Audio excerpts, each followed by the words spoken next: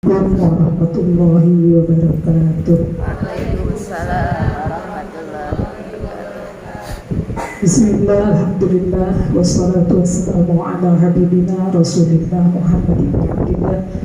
Salatan wa salaman daimaini bidawami mulkillah wa ala alihi wa sahbihi wa mawalah wa la hawla wa la quwata illa billah. Subhanaka la ilma lana illa ma 'allamtana innaka antal alimul hakim.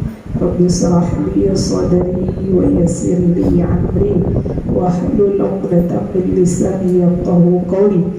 Rabbi zidna ilman warzuqna fahman bi rahmatika ya arhamar rahimin. Allahumma inna nas'aluka ilman nafi'an wa na'udzu bika min ilmin la yanfa' wa qalbin la yakhsha wa du'a la yusma' wal 'amal la yurfa'.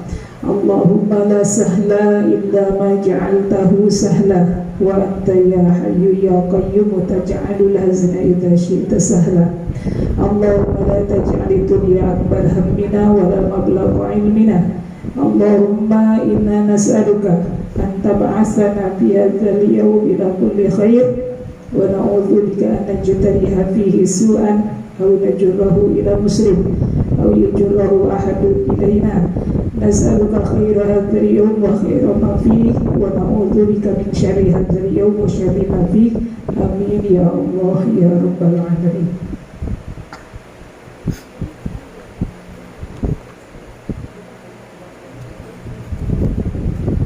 Alhamdulillah, puji syukur kita panjatkan kehadirat Allah Subhanahu wa taala.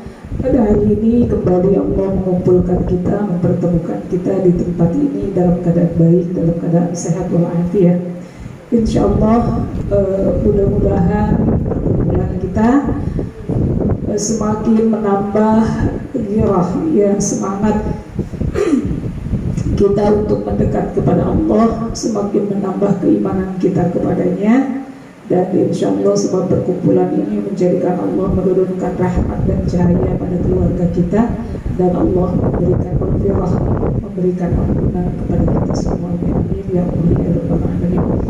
Salawat beserta salam semoga terlimpah kepada Rasulullah alaihi salatu wassalam, keluarga, sahabat beserta seluruh pengikutnya hingga akhir zaman. Baik ibu sekalian, insyaallah kita akan melanjutkan kembali kajian kita di dalam kitab Ayyuhal Walad yang ditulis oleh Hujjatul Islam Muhammad bin Muhammad Al-Ghazali At-Tusi rahmatullah alaih, nafa'ana Allah bi'ulumihi bid-dharain. Ini adalah kitab tasawuf, ya. Kitab tasawuf itu adalah merupakan turunan dari ihsan. Ihsan itu at-ta'budullah ka'annaka tarahu wa illam takun tarahu fa innahu yaraka. Jadi ihsan itu adalah ilmu terkait dengan menghadirkan kedekatan hati dengan Allah Subhanahu wa taala. Kemarin pembahasan kita sudah sampai pada bab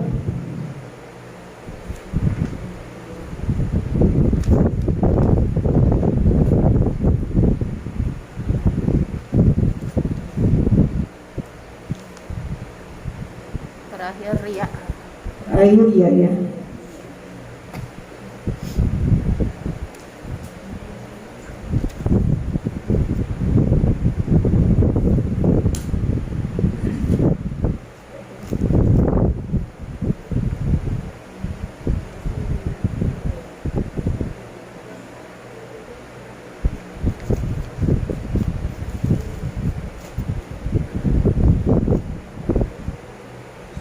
Ya, terakhir nasihat ke-21 tentang riya.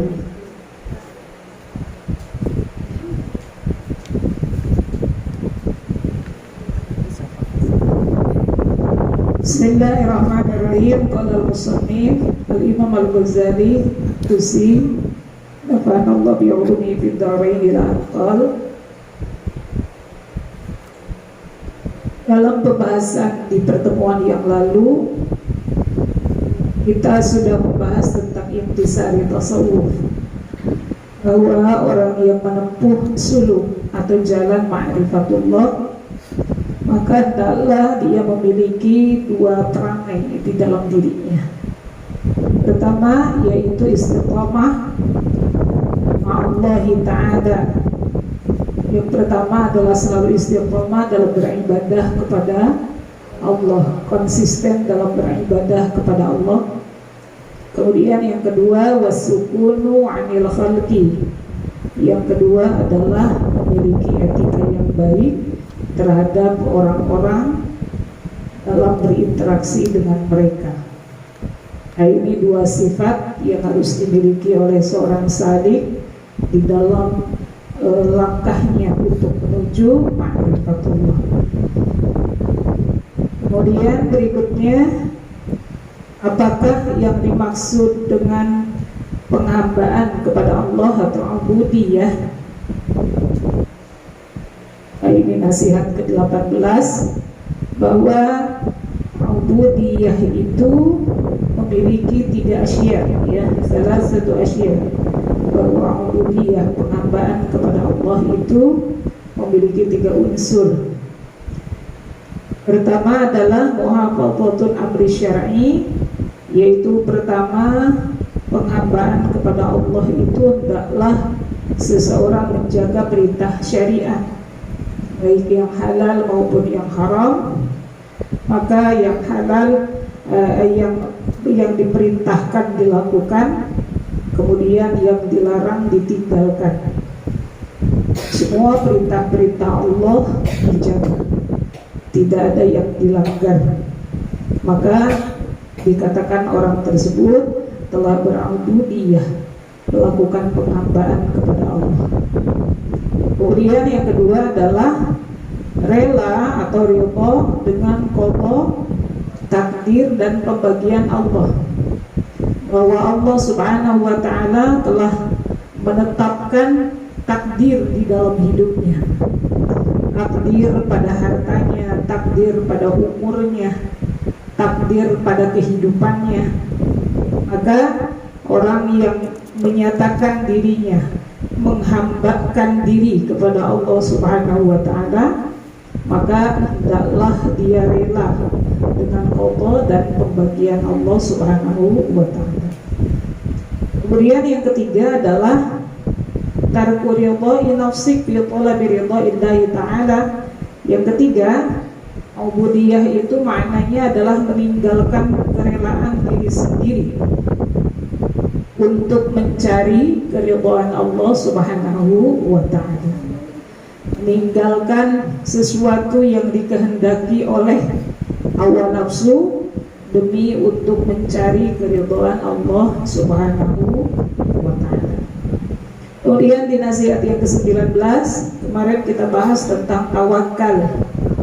Apa itu tawakal? Tawakal adalah antastahkima i'tiqadaka billahi ta'ala fima wa'ada, yaitu meneguhkan keyakinan kepada Allah dalam segala perkara yang telah dijanjikan, atau percaya penuh pada janji Allah Subhanahu wa ta'ala, bahwa apapun yang telah ditakdirkan untukmu, sesuatu itu pasti akan sampai, meskipun seluruh makhluk di atas muka bumi berkumpul untuk menghalanginya.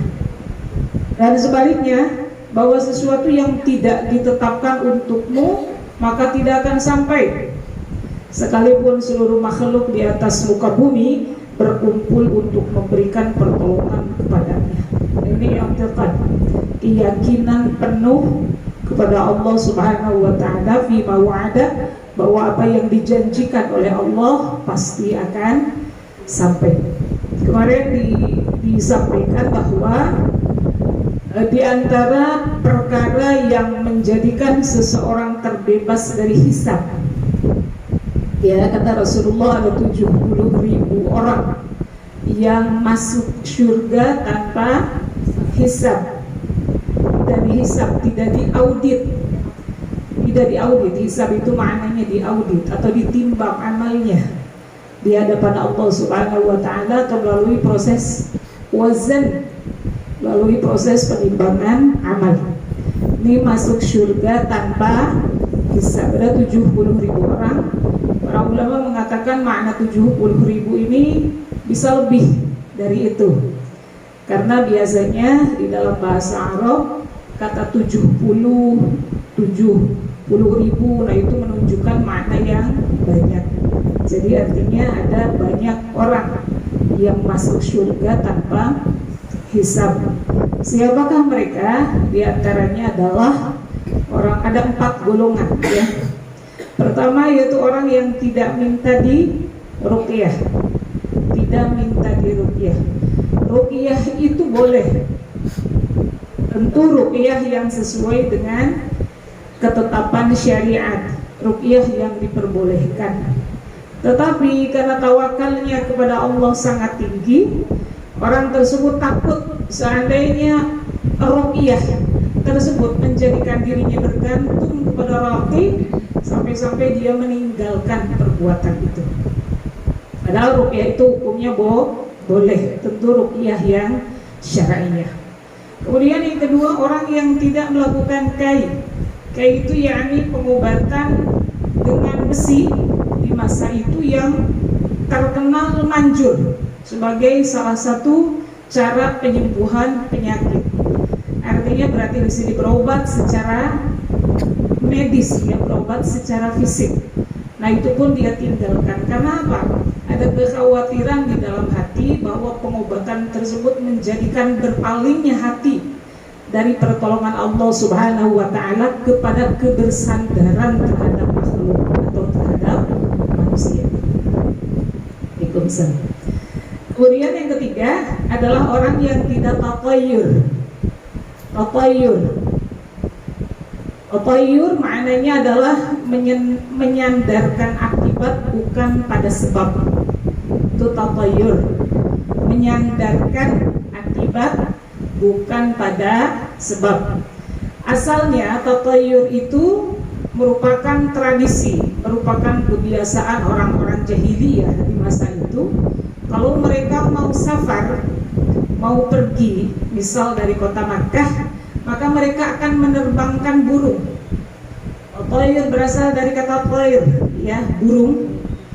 Jika burung tersebut misalnya terbang ke arah timur, maka diyakini perjalanan itu baik.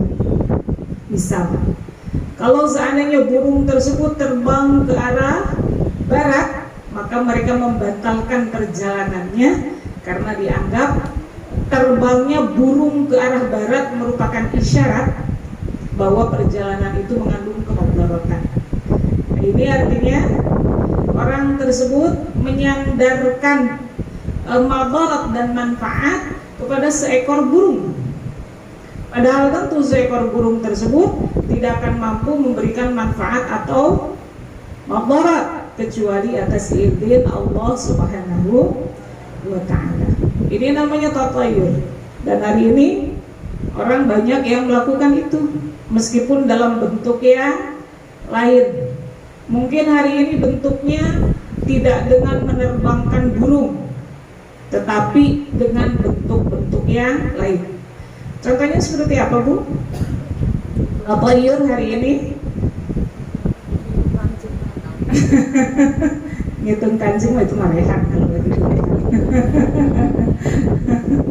Ya, seperti misalnya di dalam pernikahan ada orang membalikan pakaian, jadi pakai bajunya kebalik. Misal, kenapa pakai baju kebalik? Biar nggak turun hujan. Jadi turun atau tidak hujan tersebut disandarkan pada ikhtiarnya membalikan pakaian. Gitu. Ini keyakinan yang keliru. Ini namanya tatayyur. Ya. Dan banyak ibu sekalian, banyak ya tatayyur seperti ini, dan ini merupakan perbuatan syirik.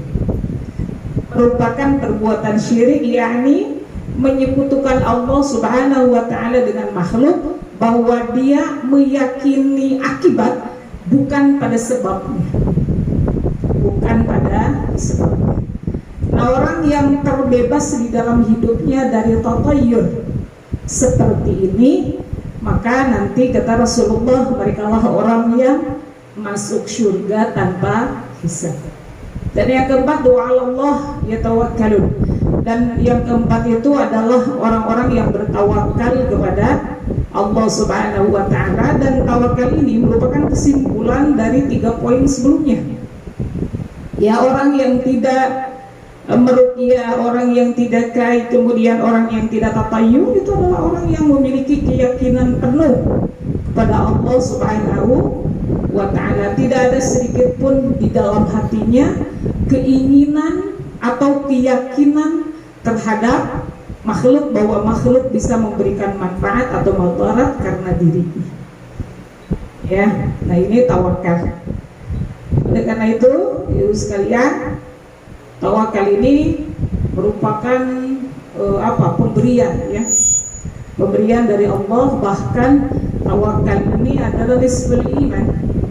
Tawakal ini adalah separuh iman. Artinya berkumpul iman pada sifat tawakal ini. Kemudian berikutnya, nasihat ke-20 adalah tentang ikhlas. Ya, ikhlas adalah antakuna a'maluka kulluha lillahi ta'ala, yaitu memurnikan semua amal-amal itu tujuannya adalah untuk Allah Subhanahu wa Ta'ala, yaitu untuk mendapatkan keridhaan darinya. Maka orang yang ikhlas, dia tidak akan senang terhadap pujian manusia. Jika amalnya dipuji, hatinya tidak akan senang, dirinya tidak akan merasa besar dengan pujian manusia, karena bukan itu yang dia cari. Maka hati-hati dengan pujian. Pujian itu racun yang bisa merusak keikhlasan seseorang di dalam beramal. Ya. Sebaliknya, orang yang ikhlas, maka dia tidak akan sedih, tidak akan sakit dengan cacian manusia. Kan gitu. Kenapa seperti itu? Sebab yang menjadi fokus dan tujuannya di dalam beramal adalah semata-mata pemberian dan ridha dari Allah Subhanahu wa Ta'ala. Itu ikhlas. Kemudian berikutnya, apa penyakit yang merusak ikhlas? Perusak ikhlas itu diantaranya adalah riya. Wa'alam anna riya yatawallad min ta'zimil khalqi wa ilajuhu. Ya. Riya ini adalah penyakit yang bisa merusak keikhlasan. Ada beberapa penyakit yang bisa merusak keikhlasan di dalam kalbu seseorang di dalam beramal. Pertama adalah riya, kemudian yang kedua adalah sum'ah, yang ketiga adalah ujub. Riya, sum'ah, ujub. Makanya riya ini oleh Rasulullah disebut syirkul asghar, merupakan syirik kecil. Rasulullah mengatakan riya adalah syirkul asghar, syirik kecil. Kenapa disebut syirik? Sebab riya itu adalah menyekutukan Allah Subhanahu wa Ta'ala dengan makhluk. Itu riya, ya. Riya itu adalah menyekutukan Allah Subhanahu wa Ta'ala dengan makhluk. Dia ingin dapat balasan dari Allah, tetapi dia juga ingin mendapatkan balasan dari makhluk. Dia ingin mendapatkan pahala dari Allah, tapi dia tidak rela jika amalnya itu tidak diakui dan mendapatkan pujian dari makhluk. Ini riya ini menyekutukan Allah dengan makhluk, ya. Jadi tatkala seseorang beramal, maka tadi dia senang kalau makhluk melihatnya dan memujinya, sehingga terangkat kedudukannya di hadapan manusia. Senang dia kalau dieluk-elukan, dipuji oleh orang-orang yang ada di sekitarnya. Tapi sebaliknya, dia merasa kesal, merasa sedih jika amal yang dia lakukan tidak mendapatkan pengakuan atau disepelekan oleh manusia. Nah, ini ada riya di situ, ya. Kemudian yang kedua, ujub. Kalau riya adalah menyekutukan Allah dengan manusia, kalau ujub adalah menyekutukan Allah dengan dirinya. Al-ajiba, al-ajiba. Dan ini lebih soft daripada riya. Al-ajiba, ujub. Ini merupakan penyakit yang bahkan lebih berbahaya dan lebih tersembunyi dibandingkan riya. Apa itu ujub? Menyekutukan Allah dengan dirinya, maksudnya dia merasa bahwa kehebatan, prestasi, kebaikan yang dia lakukan adalah karena keagungan dirinya, karena kebaikan dirinya, karena kecerdasan dirinya, karena kerasnya ikhtiar dirinya. Nah, itu ujub. Jadi dia merasa bangga terhadap dirinya. Padahal ibu-ibu sekalian, kalaulah Allah tidak menetapkan qudrah dan iradah terhadapnya, maka dia tidak akan mampu mencapai keberhasilan tersebut.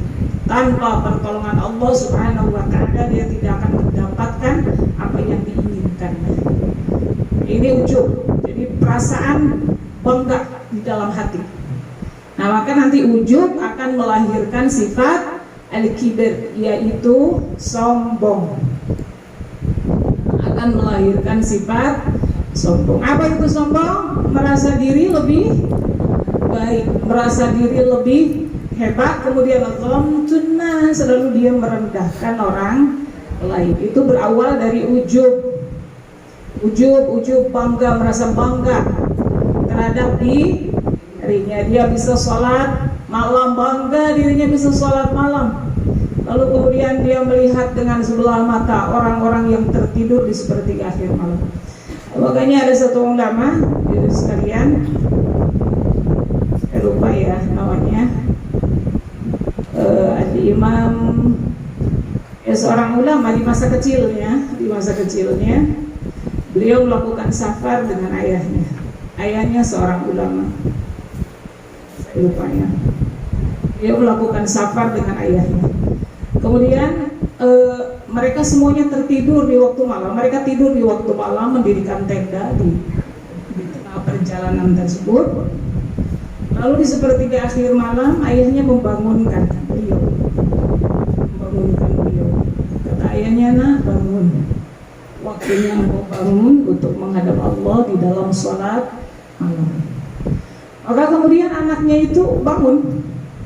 Dan ketika dia merasa bahwa dirinya bisa bangun, lalu melihat orang-orang yang ada di sekitar beliau padahal sudah dewasa tetapi enggan untuk bangun, gak mau bangun gitu ya untuk sholat malam, maka kemudian mulailah muncul tuh rasa-rasa tadi ujub ya di dalam dirinya, sampai kemudian beliau mengatakan kepada ayahnya, "Ayah, misalnya gimana sih orang-orang itu? Padahal yang kita lakukan adalah perjalanan ziarah misalnya, perjalanan kebaikan. Mengapa mereka tidur? Mengapa mereka nggak bangun untuk sholat malam?" Gitu. Muncullah kemudian perkataan itu sampai ayahnya mengatakan, "Nah, seandainya engkau tadi tidur nggak bangun, itu lebih baik daripada engkau bangun lalu engkau mencela kekurangan orang lain dan menganggap dirimu lebih hebat dari mereka." Langsung dipatahkan oleh ayahnya. Langsung dipatahkan oleh ayahnya bahwa perasaan-perasaan tersebut adalah perasaan yang merusak kemurnian hati di dalam beribadah kepada Allah Subhanahu wa ta'ala. Jadi jangan pernah kita memandang rendah orang lain sekalipun itu pelaku maksiat. Secara zahir, secara syariat, amar ma'ruf itu diperintahkan. Mengajak orang di dalam kebaikan diperintahkan dengan tetap menjaga hati, menjaga kalbu untuk tidak ujub dan tidak merendahkan mereka. Kenapa seperti itu? Pertama, innamal a'malu bil khawatim, karena sesungguhnya amal itu terletak pada ujungnya dan kita tidak pernah tahu ujung kehidupan kita masing-masing. Kita nggak pernah tahu kita ini nanti akhirnya seperti apa, kan ibu ya? Kita juga tidak pernah tahu orang tersebut nanti akhir hidupnya seperti apa, kita pun tidak pernah tahu. Yang kedua ibu sekalian, kenapa kita tidak boleh menganggap remeh orang lain sekalipun mereka adalah pelaku maksiat? Sebab kita tidak pernah tahu amal mereka dalam 24 jam. Bisa saja mereka melakukan amalan-amalan yang Allah ridha kepada mereka, kan kita nggak pernah tahu. Lalu kita tidak hadir bersama mereka 24 jam. Dan yang ketiga, kita tidak pernah tahu keadaan hatinya. Sedangkan pandangan Allah Subhanahu wa taala, pandangan Allah itu tertuju kepada batinnya.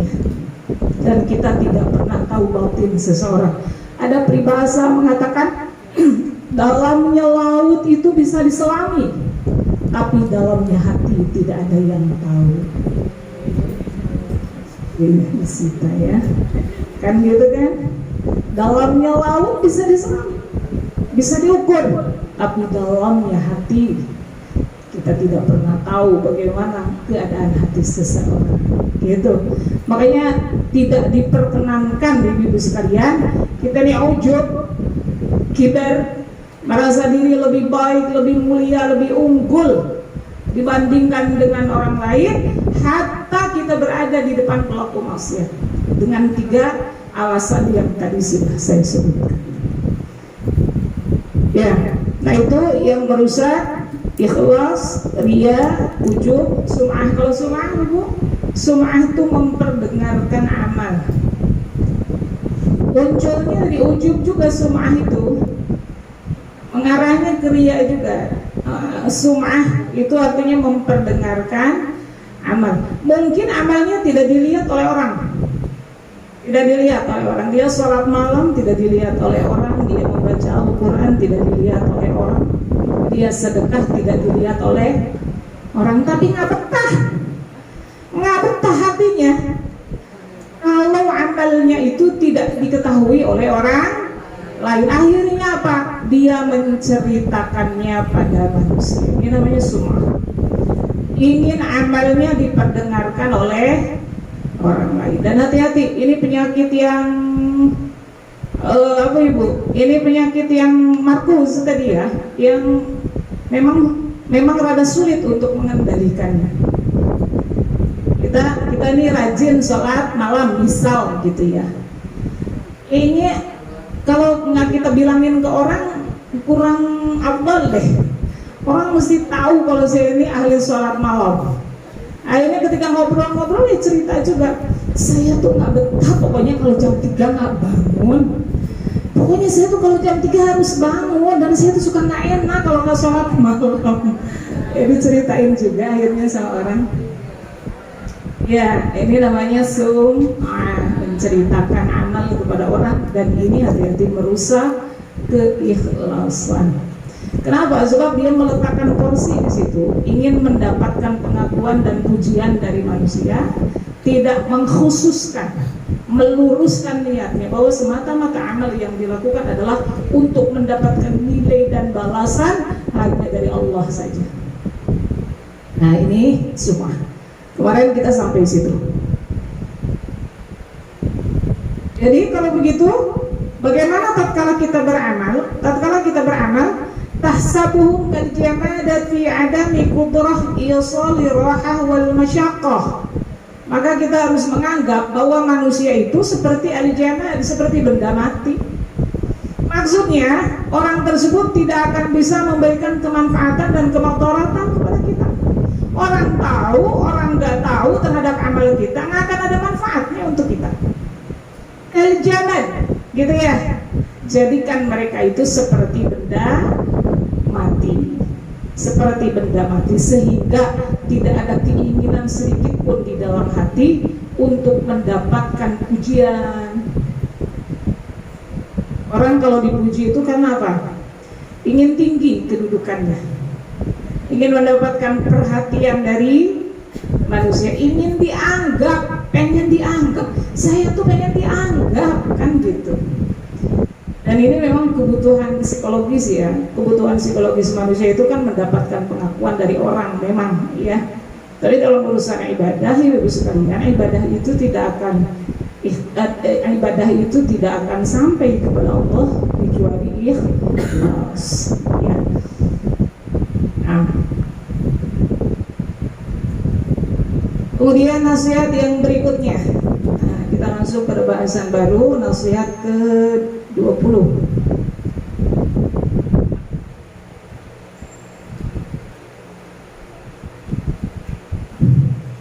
Udah ketemu Bu semuanya ya. Nasihat ke-22 ya. Nasihat ke-22. Ayyuhal walad wahai anakku, wal baqi min masailika ba'duha masturun fi musannafati adlubu sammata wa kitabahu ba'diha haramun. Wahai anakku, kata Imam Al-Ghazali, wal baqi min al-masail, dan adapun jawaban dari sebagian pertanyaanmu yang lain, ba'duha masturun fi musannafati, sebagian itu terdapat di dalam kitab-kitab karangan Imam Al-Ghazali. Ini disebut dengan afdalul musannifin, ya, atau khairul musannifin, merupakan musannif. Musannif itu artinya penulis. Sebaik-baiknya penulis adalah Imam Al-Ghazali. Beliau melahirkan banyak sekali kitab dalam berbagai ilmu, terutama beliau banyak menulis kitab-kitab tasawuf. Ya, karena Imam Al-Ghazali itu beliau seorang rektor kalau hari ini, beliau seorang ahli ilmu, guru besar. Ya, tetapi di usia tertentu, kalau tidak salah di usia 40 tahun, beliau mengalami kekeringan spiritual. Gitu. Beliau sudah memiliki banyak ilmu fiqih, banyak ilmu filsafat, banyak ilmu-ilmu yang lain, tapi beliau merasa secara spiritual kering. Hingga akhirnya beliau uzlah, beliau mengasingkan diri untuk tadi menempuh jalan suluk ya, untuk ma'rifatullah. Dari situ kemudian beliau banyak melahirkan kitab-kitab tasawuf. Ya. Maka kata beliau, sebagian dari pertanyaanmu itu tertulis di dalam kitab-kitab karanganku, maka fadlubhu, carilah kitab-kitab itu di sana. Dan adapun wa kitabahu ba'dhiha haramun, menulis sebagian dari kitab yang beliau tulis itu hukumnya haram, yaitu dalam hal ini adalah kitab-kitab yang bersifat dzauqiyah, kitab-kitab yang bersifat batiniyah, yang kalau menulis atau membaca itu memang harus didampingi murabbi, harus didampingi mursyid. Dia harus didampingi murabbi atau mursyid untuk menginterpretasikan makna dari kitab tersebut.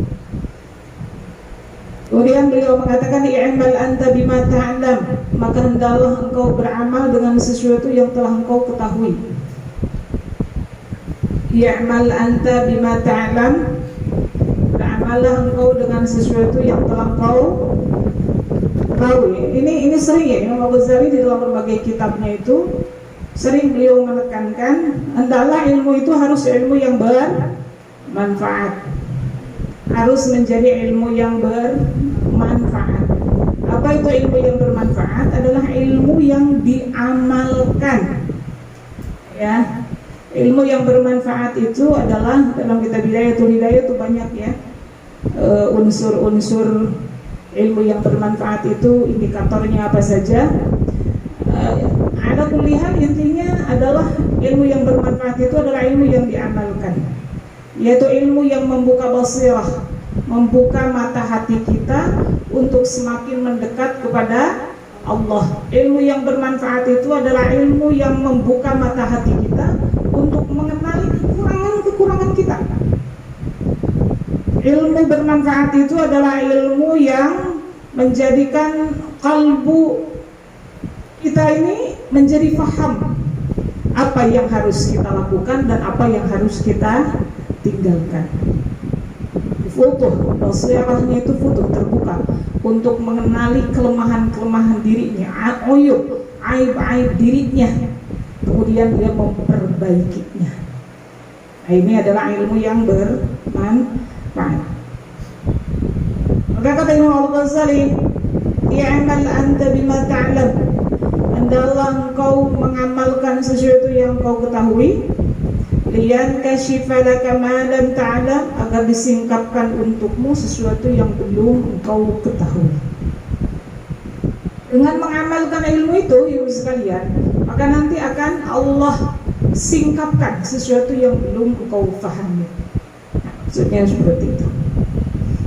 Kemudian ayyuhal walad ba'da al-yawm la tas'alni ma ashkal 'alaika. Sesudah ini kan kitab Ayyuhal Walad itu kan sejarahnya merupakan pertanyaan-pertanyaan yang ditulis oleh muridnya Imam Al-Ghazali. Kemudian Imam Al-Ghazali menuliskan jawabannya. Nah, jawabannya inilah kemudian yang dibukukan menjadi kitab. Nah, kitabnya namanya Ayyuhal Walad. Maka kata Imam Al-Ghazali, ba'dal yaum la tas'alni ma ashkal 'alaik. Sesudah ini jangan bertanya lagi kepadaku sesuatu yang rumit, sesuatu yang muskil, ya, sesuatu yang susah, masih samar atasmu, illa bilisanil janan, kecuali dengan hati sanubari. Kecuali dengan hati sanubari. Maksudnya pertanyaan itu memang betul-betul pertanyaan yang ikhlas, muncul dari hati untuk memperbaiki diri. Sifatnya bukan untuk memuji. Ya, sifatnya bukan pertanyaan hanya sebatas konsumsi akal saja. Kan kadang-kadang kita begitu Bu, kita bertanya sebatas konsumsi akal, transfer ilmu saja. Oh ya udah tahu, ya udah tahu, gitu. Ya, maka kata Imam Al-Ghazali, kalau misalnya bertanya, hendaklah pertanyaan itu muncul dari hati di atas dasar ingin mengetahui dan ingin mengamalkan. Karena ini sebatas konsumsi akal saja. Jadi bukan hanya transfer ilmu, tetapi betul-betul mentransfer perubahan akhlak. Biqaulihi ta'ala, sebagaimana firman Allah Ta'ala, walau annahum sabaru hatta takhruja ilaihim lakana khairan lahum, dalam surah Al-Hujurat ayat 5. Dan kalau sekiranya mereka bersabar sampai kamu keluar menemui mereka, sesungguhnya itu adalah lebih baik bagi mereka. Nah ini Quran surah Al-Hujurat di ayat yang kelima ini sabab nuzulnya. Dulu sahabat tuh kalau nanya sama Nabi itu maksa, sampai mengetuk pintu rumah Nabi. Mungkin Nabi lagi ibadah, mungkin Nabi lagi istirahat, mungkin Nabi lagi ada hajat-hajat di dalam rumah. Para sahabat kalau ada pertanyaan mengetuk pintu rumah Nabi, diketuk. Ya, maka kemudian Allah berfirman, walau annahum sabaru, seandainya kalian sabar, hatta takhruja ilaihim, sampai Rasulullah keluar. Nah, ini adab, ya, adab terhadap ulama, terhadap mursyid tadi, ya, terhadap murabbi, bahwa hendaknya bersabar sampai mereka menyampaikan, ya, sampai mereka menyampaikan apa yang menjadi pertanyaan kita. Nah ini oleh karena itu ibu-ibu sekalian,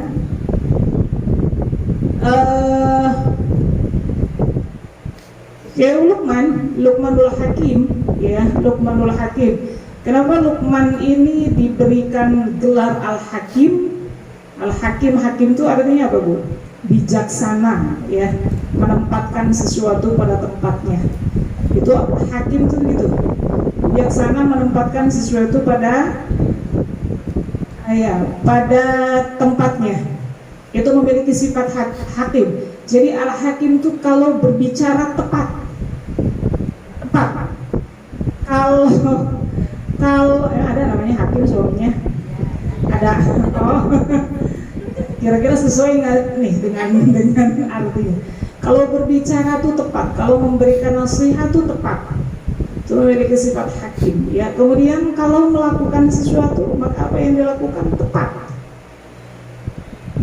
Ini punya sifat hakim. Seperti Al-Hakim itu salah satunya seperti Al-Imam Syafi'i rahmatullah alaih. Beliau pernah ditanya, kata seseorang yang datang kepada beliau, wahai Imam, saya nih kerja tapi gajinya nggak pernah cukup, nggak pernah cukup. Padahal saya tuh sudah beberapa kali promosi dan mendapatkan kenaikan gaji. Tadinya golongan A, naik golongan B, naik golongan C, naik golongan D, kalau PNS kan gitu ya. Meskipun kenaikannya cuma 50.000. Tadinya sedikit, semakin banyak penambahan gaji itu, tapi juga nggak pernah cukup. Kata Imam Syafi'i, datang kepada tuanmu, katakan kurangi gajinya. Loh kok gitu? Katanya malah suruh dikurangin, kurangin gajinya, kurangin. Tapi karena ini adalah guru yang mulia, yang tadi ya dia kasyaf, artinya melihat sesuatu dengan hakikat, bukan dengan syariat.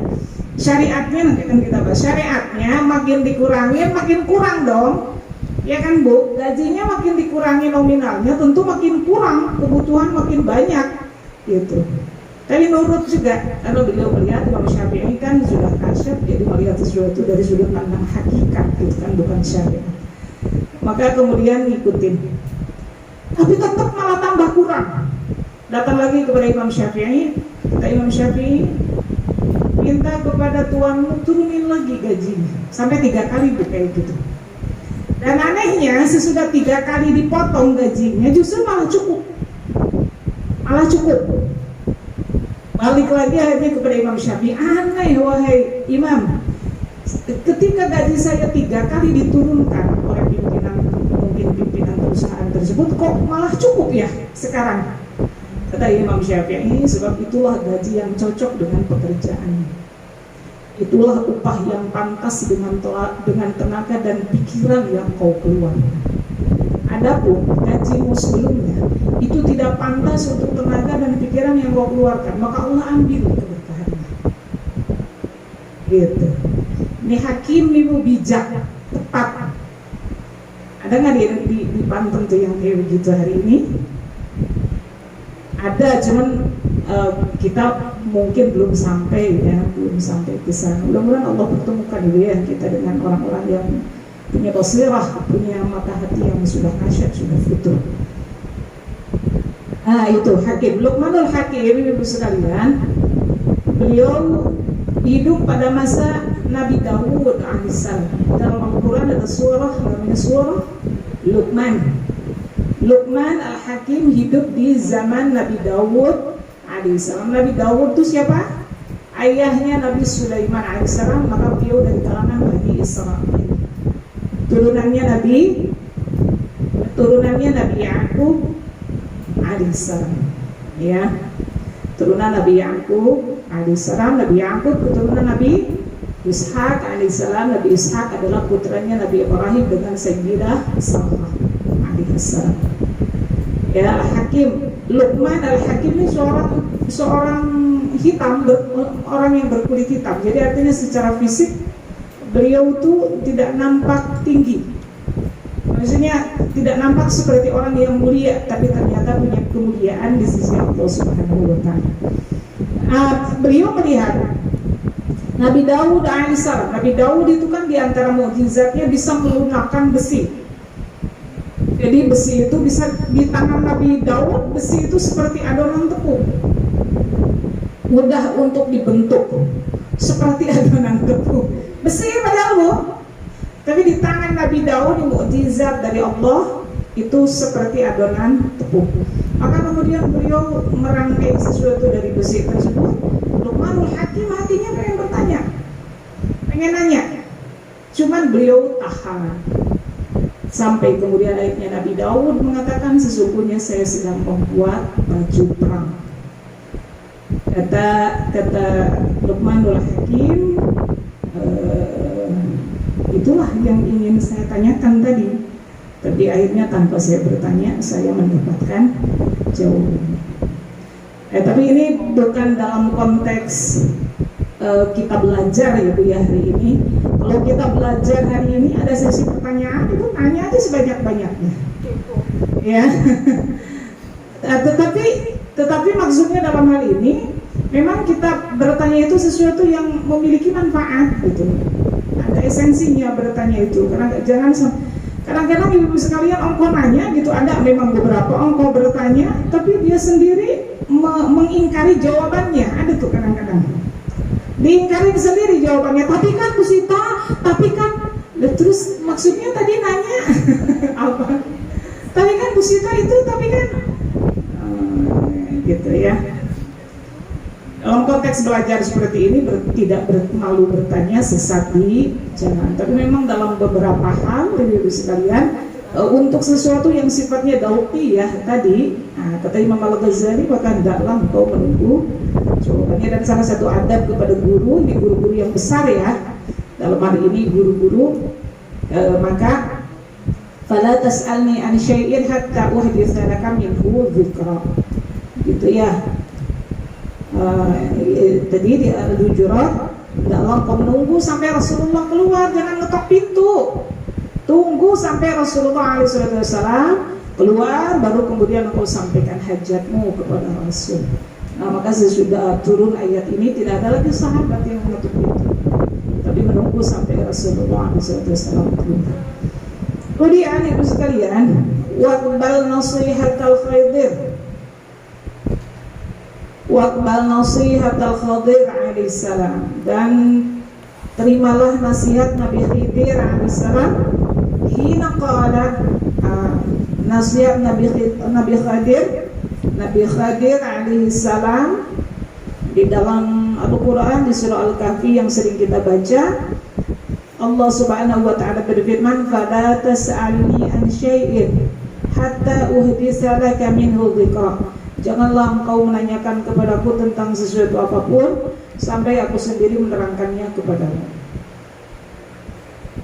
Ini di surah Al-Kahfi di ayat ke-70. Siapakah Nabi Khidir? Nabi Khidir, ya, Nabi Khidir alaihissalam ini salah seorang Nabi Allah subhanahu wa ta'ala yang Allah berikan ilmu batin, ilmu dzauq ya, ilmu batin. Ini sering kita baca ya Ibu, sering kita baca di surah Al-Kahfi yang setiap malam Jumat atau hari Jumat kita membacanya. Makanya kita sangat akrab dengan kisah ini. Kisah Nabi Musa alaihissalam dengan Nabi Khidir alaihissalam. Nah, ini berawal Ibu sekalian, inilah yang disebut perbedaan ilmu yang Allah berikan, ya. Perbedaan ilmu yang Allah berikan. Kepada Nabi Musa alaihissalam Allah memberikan ilmu syariat. Kepada Nabi Khidir alaihissalam Allah memberikan ilmu hakikat. Ilmu hakikat. Perbedaan antara ilmu syariat dengan ilmu hakikat itu seperti ini ya Bu ya. Seperti ini. Ilmu syariat dengan ilmu hakikat itu perbedaannya, contohnya seperti ini yang saya terima dari guru kami. Contoh begini, ada seorang pencuri. Kita tahu dia seorang pencuri, atau katakan orang tukang korupsi. Korupsi itu gulul ya, namanya gulul. Orang tukang korupsi, gitu. Kemudian memberikan sesuatu kepada ahli syariat. Ahli syariat memberikan harta kepada orang yang ahli syariat, artinya orang yang tunduk, orang yang patuh terhadap syariat. Kira-kira diterima nggak Bu? Tidak dia terima. Sebab secara syariat, kalau misalnya kita mengetahui bahwa hanya itu sumber harta yang dia miliki, maka menjadi haram diterimanya. Harta gulul, harta hasil korupsi itu kan sesuatu yang haram, yang kalau misalnya kita terima maka kita ikut berserikat di dalam keharaman itu. Nah, ini ahli syariat. Lain dengan ahli hakikat. Ini contohnya ya Bu ya. Lain dengan ahli hakikat. Kalau ahli hakikat misalnya dikasih uang lah dia, dikasih amplop misalnya dia 300.000 atau 1 juta katakanlah, dari orang yang diketahui memang orang tersebut adalah ahli gulul, tukang korupsi misalnya, atau pencuri katakan. Diterima oleh ahli hakikat, diterima uang tersebut. Sebab dengan hakikat yang ia ketahui, dengan futuhnya basirahnya, dengan mata hati yang sudah Allah buka, dia mengetahui bahwa uang tersebut bukan dari hasil ghulul, tetapi merupakan harta warisan dari orang tuanya. Nah, ini orang yang sudah sampai pada maqam, pada martabat hakikat. Tapi sulit juga ya, kita sulit. Kalau kita ibu jangan coba-coba ya, ibu ya, jangan coba-coba ya. Kecuali dalam urusan itu ibu mengetahui orang tersebut punya sumber harta yang lain.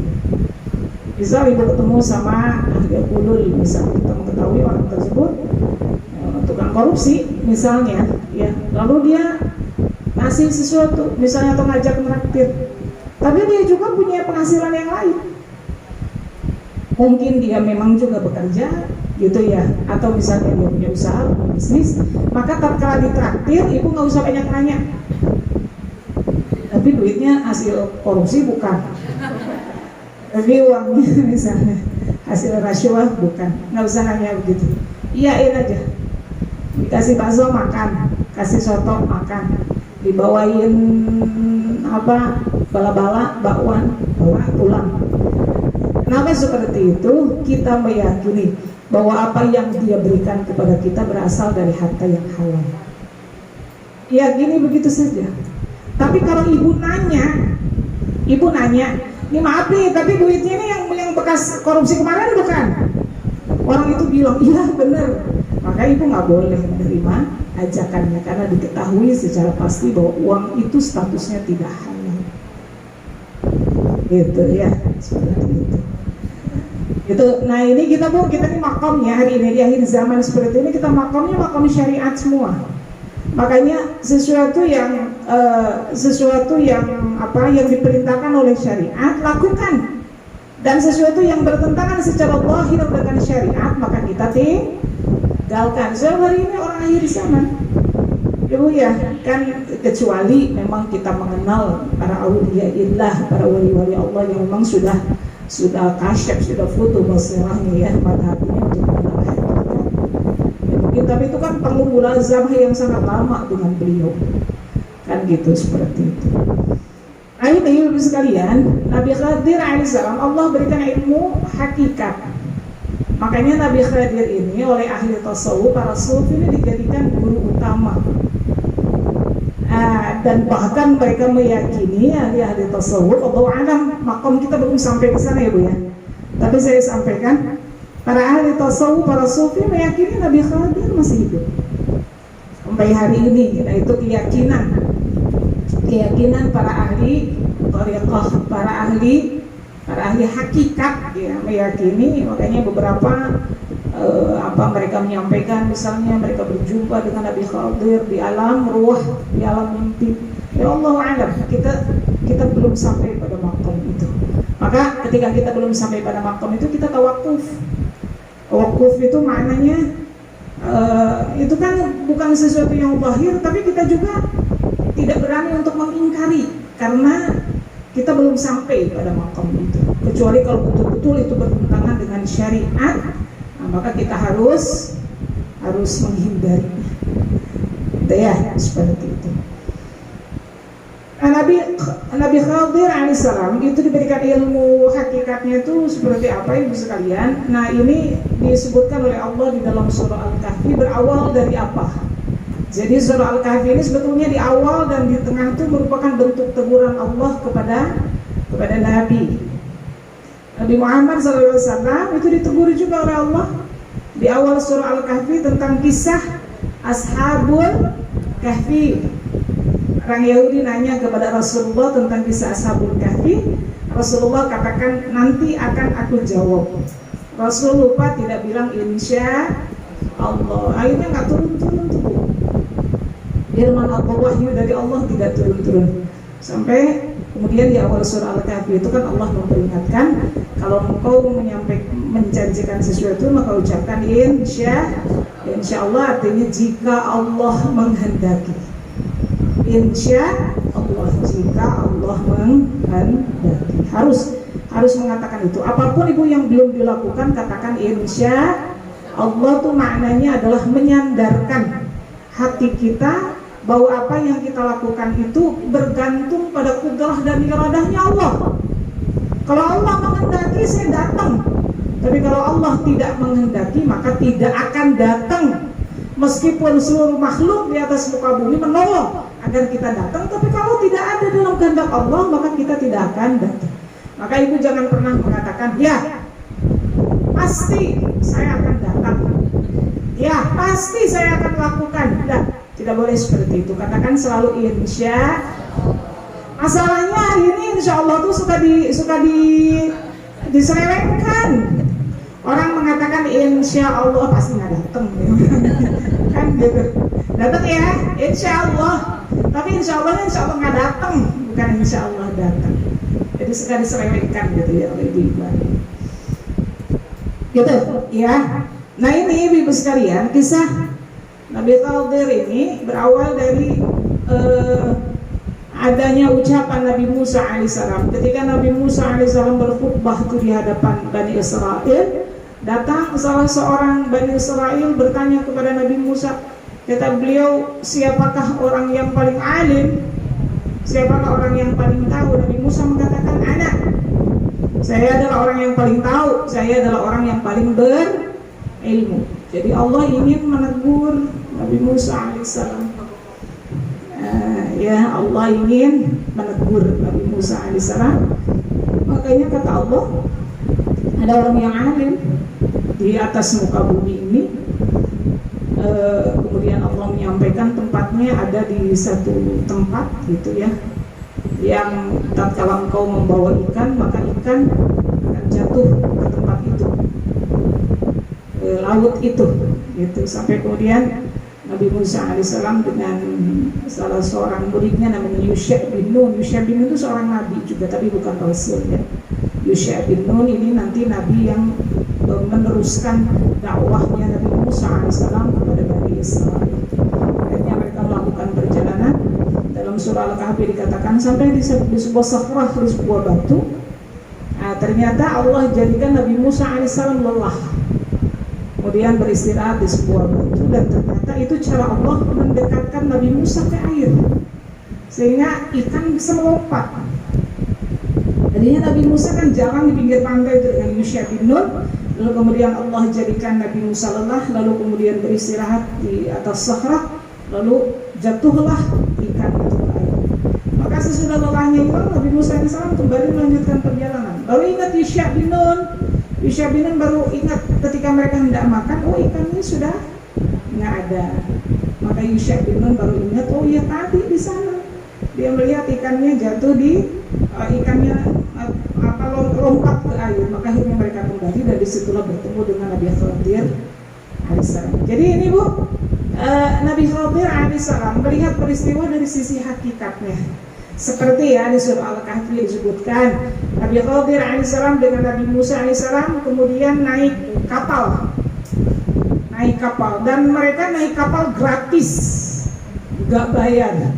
Begitu di atas kapal dilubangin oleh Nabi Khadir alaihissalam. Kapal itu kan di surah Al-Kahfi dikatakan begitu. Maka secara zahir Bu, termasuk kita pun pasti akan mengatakan, loh kok gitu? Kita udah naik kapal gratis kok malah dirusak kapalnya. Akhirnya Nabi Musa kan bertanya kepada Nabi Khadir. Nabi Khadir mengatakan kan perjanjiannya nggak boleh nanya.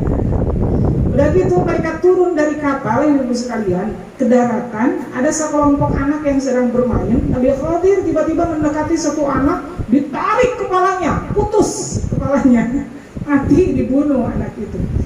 Nah ini makin parah lagi secara zahir. Ada anak kecil tiba-tiba dibunuh, kan secara zahir itu menyelisihi syariat, kan begitu dalam pandangan zahir kita, menyelisihi syariat. Nabi Musa komplain lagi kepada Nabi Khadir. Nabi Khadir bilang jangan, gitu ya. Sampai kemudian mereka terus berjalan, tiba di satu kampung, minta makanan tidak dikasih, minta minuman tidak dikasih. Terkenal kampung itu sebagai kampung yang berpenduduk kikir, bakhil. Tapi apa yang dilakukan Nabi Khadir justru malah membetulkan sebuah rumah yang sudah hampir roboh, dibetulin. Nanya lagi kan Nabi Musa, bukankah kita datang kepada kampung yang berpenduduk pelit? Ngapain kau betul-betulin dan tanpa dibayar? Tanpa dibayar. gitu. Tapi ternyata ibu sekalian, Nabi Musa melihat itu dari sisi syariat, Nabi Khadir menjawabnya dari sisi hakikat. Jadi Allah memberikan wahyu kepada Nabi Khadir alaihissalam. Kata Nabi Khadir, adapun perahu itu saya lubangi karena nanti di depan akan ada raja yang zalim yang kerjaannya mengambil perahu. Ketika diketahui perahu tersebut berlubang, maka tidak akan diambil oleh raja itu.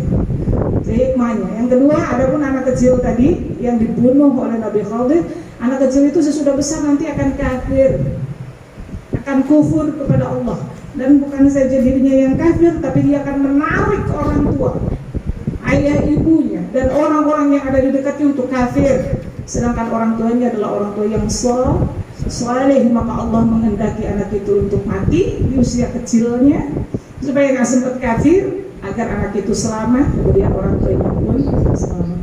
Adapun rumah yang dibetulkan itu, kata Nabi Khadir alaihissalam, adalah rumah dua orang yatimaini, ghulamaini yatimaini, dua orang anak yang punya orang tua yang saleh, lalu orang tuanya memendam harta tersebut di dalam rumah. Ya, jika tidak dibetulkan rumah itu, tentu harta tersebut akan diambil oleh orang lain. Maka Allah memerintahkan untuk membangunnya. Nah, ini kisah Nabi Khadir ini, ibu sekalian, dengan Nabi Musa alaihissalam. Nah, itu tadi melihat sesuatu dengan perspektif yang berbeda. Maka dalam hal ini dikatakan fala tas'alni an syai'in hatta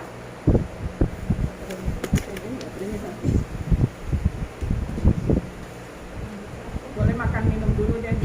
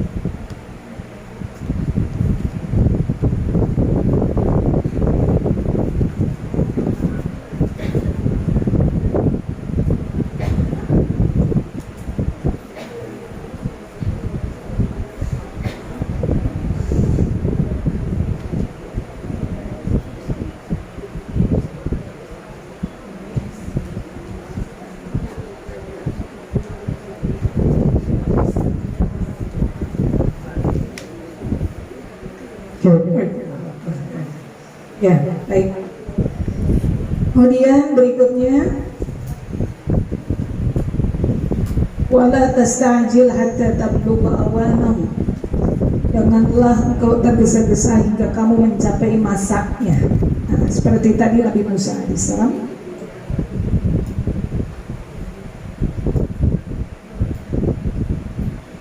Ya, hatta tablugha awanahu yukshafu laka wa ta'ahu, maka hal itu akan disingkapkan untukmu dan kau dapat melihatnya. Ini ilmu zaut, ya, ilmu batin. Sa'urikum ayati fala tastajilu, dalam surah Al-Anbiya, maka janganlah engkau minta kepadaku mendatangkan dengan segera. Fala tas'alni qabla al-waqti, maka janganlah kau bertanya kepadaku sebelum waktunya. Wa tayaqqan annaka la tasilu illa bis-sayr, dan hendaklah kau yakin bahwa engkau tidak akan sampai pada tingkatan itu kecuali dengan melakukan perjalanan. Jadi Bapak sekalian, untuk mencapai ma'rifatullah, dari ma'rifatullah itu untuk mencapai ma'rifatullah maka ada tariqah, ya. Tariqah itu artinya jalan atau suluk. Orang yang menempuh jalan tersebut disebut dengan salik, disebut salik. Nah, maka hendaklah seorang salik untuk mencapai ma'rifatullah itu dia akan sampai pada maqam ma'rifatullah itu, yakni dengan melakukan perjalanan, untuk sampai pada maqam tersebut. Adapun kalau dia hanya diam saja pada keadaannya, pada makamnya, maka dia tidak akan sampai pada maqam ma'rifatullah tersebut. Harus melakukan illa bisairi, yaitu dengan menempuh perjalanan, gitu ya. untuk sampai pada maqam ma'rifatullah tersebut. Liqaulihi ta'ala awalam yasiru fil ardi fayanzuru, dan apakah mereka tidak mengadakan perjalanan di muka bumi lalu memperhatikan.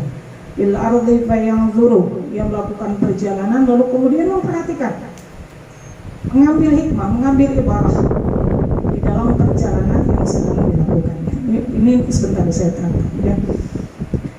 Ayyuhal walad, wahai anakku, billahi demi Allah, intasir tarul ajaib fi kulli manzilin, ya.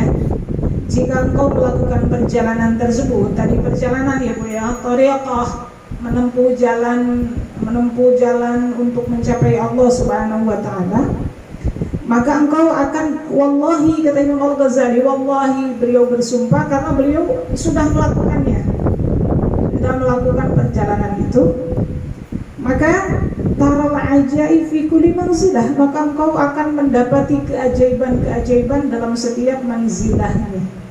Dalam setiap manzilahnya engkau akan menemukan keajaiban-keajaiban yang membuat hatimu begitu kaku,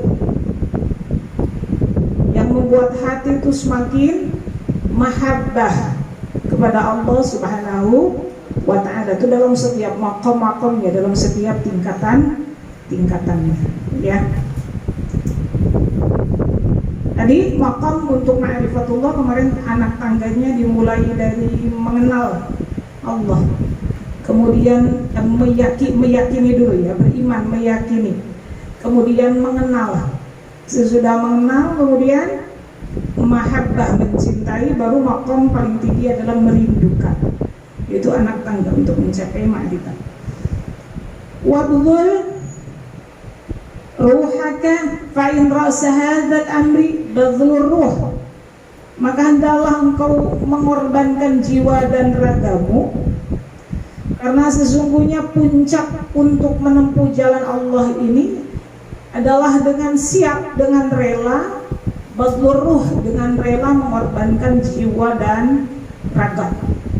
Nah, jadi Bu, untuk mencapai ma'rifatullah itu, maka orang harus berjalan.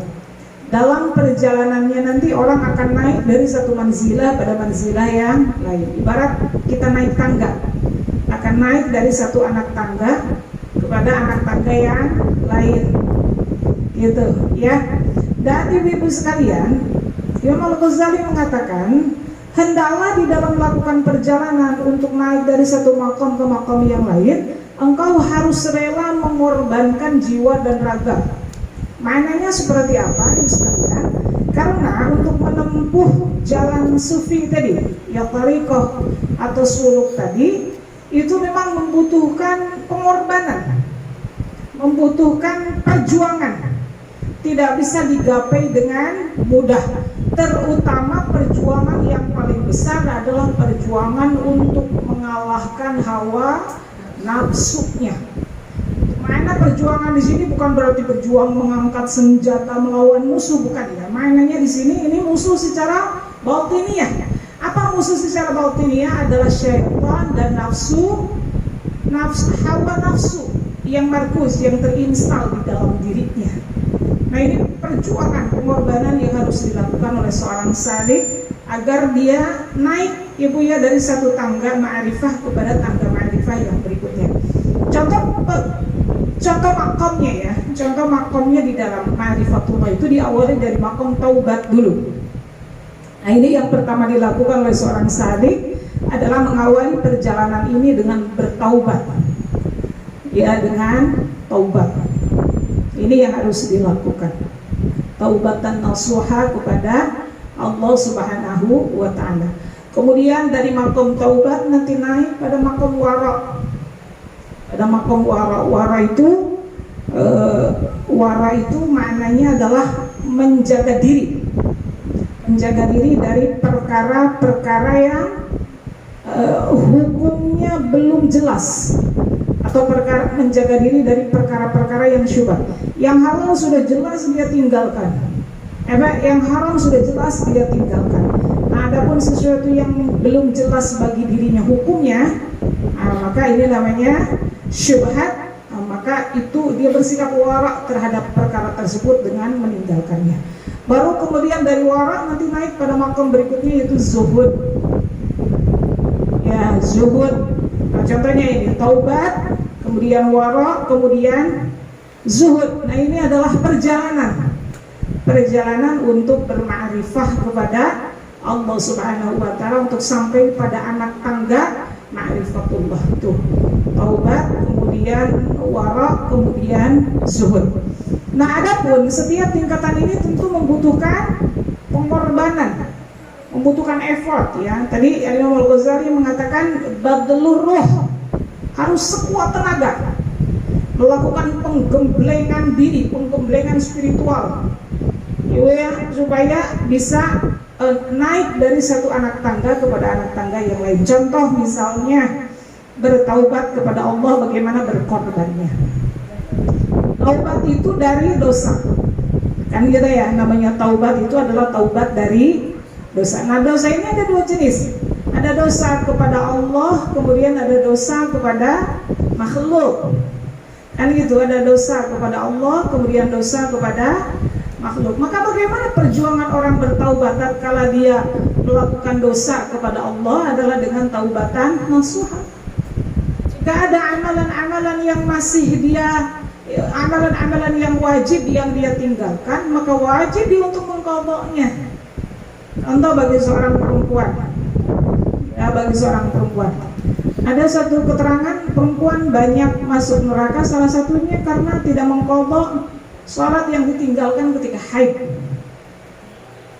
Dan gitu ya, misal haid jam 1 siang, belum sholat zuhur, jadi misalnya qadha nggak itu? Padahal sudah masuk waktu zuhur, sudah wajib baginya sholat zuhur, tapi dia nggak qadha. Itu adalah kewajiban yang dia tinggalkan dan wajib hukumnya untuk qadha. Dia tidak berdosa karena memang sepengetahuan dia, dipikirnya masih punya waktu untuk melaksanakan sholat zuhur, tapi kemudian takdir Allah datang haid, maka dia tidak berdosa tuh Bu, karena meninggalkan sholat di waktu itu karena memang ada uzur syar'i. Tapi karena kewajiban untuk sholat itu sudah datang dan keburu datang haid, maka dia punya kewajiban untuk menggantinya, mengqadha'nya. Demikian juga ketika suci dari haid, suci misalnya di waktu zuhur jam 2 itu sudah suci, masih ada waktu untuk melaksanakan sholat zuhur, tapi dia mandi besar sekalian mandi sore, mandi besarnya tanggung, kalian mandi sore. Artinya berarti dia meninggalkan kewajibannya sholat zuhur, sudah suci, tapi karena dia baru bersuci di waktu asar, maka sudah jatuh kewajiban baginya untuk melaksanakan sholat zuhur, sehingga sholat zuhurnya wajib untuk diqadha. Nah, oleh karena itu ibu sekalian, orang-orang yang menempuh jalan tadi untuk bisa dekat dengan Allah Subhanahu wa ta'ala, ma'rifatullah, dekat dengan Allah Subhanahu wa ta'ala, maka semua dosa-dosa yang ditinggalkan ini harus ditaubati dan diperbaiki. Semua yang harus diqadha dia qadha, puasanya apalagi dia qadha, ya gitu. Nah, ini terkait dosa kepada Allah. Dan lebih-lebih dosa kepada Allah kan banyak ya Bu ya, banyak dosa kepada Allah dia taubati. Dan diantara jalan taubatan nasuha itu an-nadamah, menyesal dan berjanji untuk tidak mengulangi. Dan penyesalannya itu ibu-ibu sekalian, itu betul-betul sampai membenci di dalam hati terhadap perbuatan itu, benci gitu ya di dalam hati terhadap perbuatan itu. Seperti kalau ya bunyi kayaknya volumenya terlalu besar mungkin. Seperti misalnya pacaran yang haram ya, pacaran kan haram ya, istilahnya haram. Sampai-sampai ibu sekalian, sampai-sampai kalau guru menyampaikan Salah satu bentuk nadamah kita, penyesalan kita terhadap sesuatu yang diharami. Kalau misalnya kita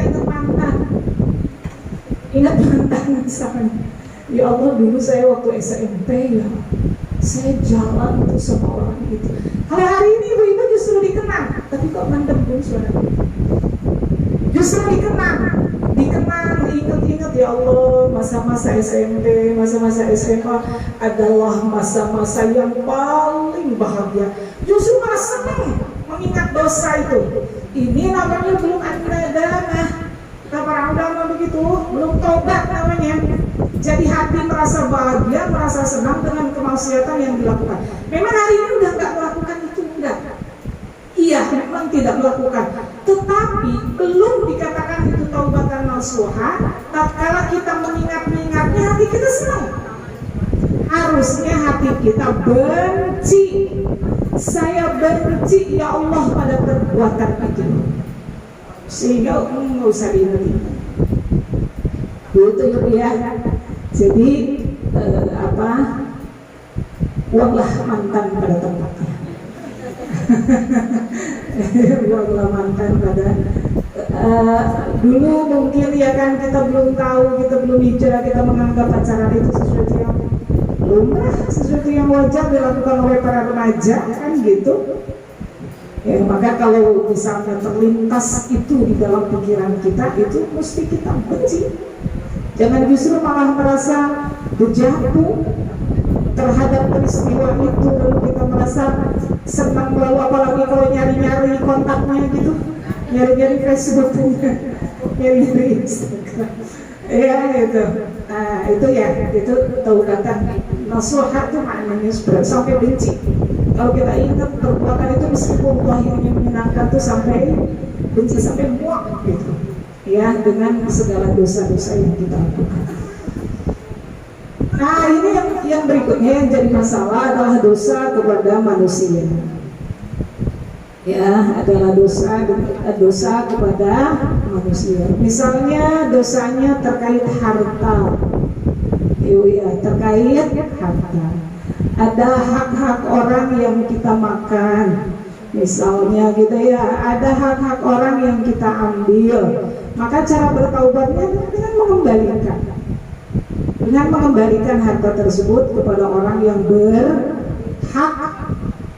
Ada hutang-hutang yang misalnya belum kita lunasin dan sebetulnya kita punya kemampuan untuk membayarnya, maka matlul ghani zulmun, kata Rasulullah.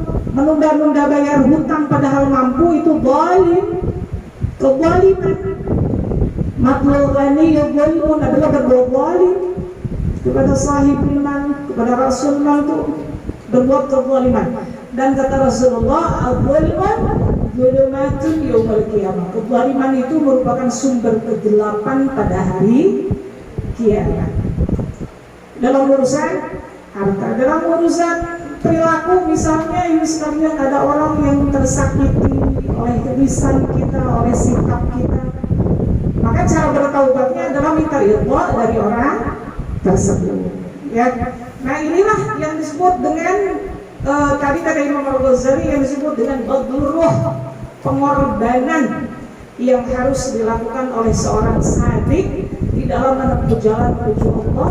Tadi di makam yang pertama taubat dengan taubatan nasuha, baik taubat kepada Allah maupun taubat terhadap sesama makhluk. Nah maka ya, kalau dia sudah sampai di lewatin makam ini, maka Allah akan memberikan fadlun, anugerah kepadanya berupa mahabbatullah. Mahabbatullah maknanya rasa kenikmatan mencintai Allah, kenikmatan mencintai Allah, merasakan nikmatnya ibadah, merasakan nikmatnya menghindari larangan Allah. Ada nikmat itu anugerah yang Allah berikan dalam kalbu seorang hamba. Ya, kenikmatan dalam ibadah, mahabbatullah, kenikmatan di dalam mencintai Allah, sehingga kemudian muncul sampai dia pada makam berikutnya, yaitu makam wara. Apa tadi wara? Wara itu jadi tadi nikmat tersebut ya, seperti dia merasakan nikmatnya berzikir kepada Allah, dia merasakan nikmatnya sendirian mengingat Allah lalu mengalirlah air matanya, gitu, merasakan kenikmatan seperti itu. Lalu kemudian dia merasakan nikmatnya menangis ketika mengingat dosa. Ini namanya fadlun, anugerah, karunia dari Allah Subhanahu wa taala yang Allah berikan dalam kalbunya karena dia sudah bersih dari dosa. Bersih dari dosa. Maka yang pertama dia melakukan tadi apa namanya Bu, badlullah, mengorbankan jiwa raganya tadi untuk bisa bebas dari dosa. Maka naik dia pada makom berikutnya yaitu makom wara. Ya, tadi dia merasakan nikmatnya mengingat Allah, merasakan nikmatnya ibadah, merasakan nikmatnya meninggalkan sesuatu yang diharamkan, yang dimakruhkan, maka kemudian dia akan menjaga diri dari perkara-perkara yang tidak jelas hukumnya. Al-halal bayyin, yang halal itu jelas, wal haram bayyin, yang haram juga sudah jelas, wa umurun bainahuma mushtabihat. Sesuatu yang tidak jelas hukumnya, ya, sesuatu yang tidak jelas hukumnya itu disebut dengan syubhat. Maka orang warak dia akan meninggalkan sesuatu yang sifatnya belum jelas hukumnya. Ya. Nah ini sekalian, ini diantara perjuangannya nih memang tidak mudah menempuh jalan ini seperti dalam urusan harta. Kan harta ya hari ini, cara mendapatkan, cara membelanjakan hari ini ingin sekali produk-produk haram maksudnya yang ada di sekitar kita gitu ya.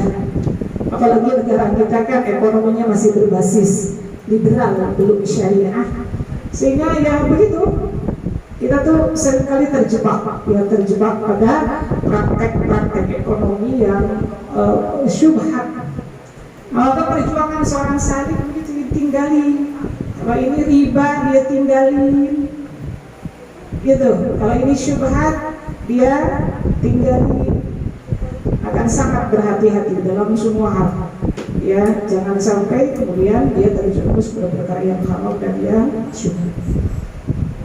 Nah baru sesudah itu dia akan sampai pada makom zuhud. Ya, zuhud itu tarku syai'in, meninggalkan sesuatu yang tidak ada manfaatnya untuk kehidupan akhirat. Jadi kalau melakukan sesuatu dilihat ini ada manfaatnya enggak buat akhirat. Kalau dia beli sesuatu ada manfaatnya enggak buat akhirat. Kalau dia memberi sesuatu, mengambil sesuatu ada manfaatnya enggak buat akhirat. Dia berkata sesuatu ada manfaatnya enggak buat akhirat. Dia sampai pada makom zuhud, dan itu membutuhkan mujahadah, ya, membutuhkan perjuangan.